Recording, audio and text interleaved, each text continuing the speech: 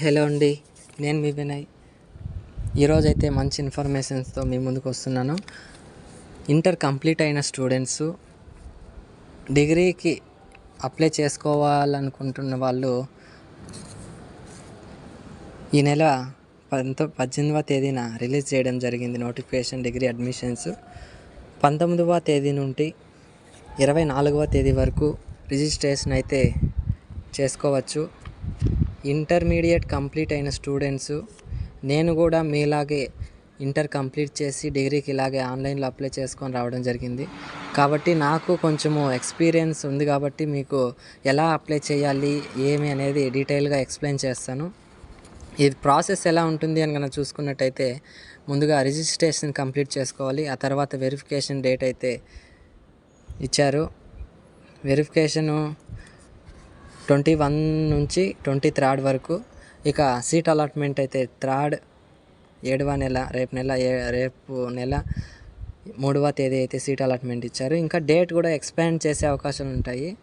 మేము అప్లై చేసుకున్నప్పుడు కూడా డేట్ ఎక్స్పాండ్ చేస్తూనే గడిపారు. ఇక అప్లై చేయడానికి కావాల్సిన సర్టిఫికేట్స్ చూద్దాం. Intermediate mark list xerox, 10th mark list, TC, study certificate, 6th class to intermediate, income certificate, caste certificate, ration card.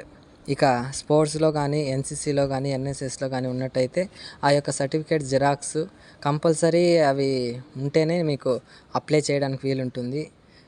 ఆన్లైన్లో అప్లై చేయాల్సి ఉంటుంది ఖచ్చితంగా.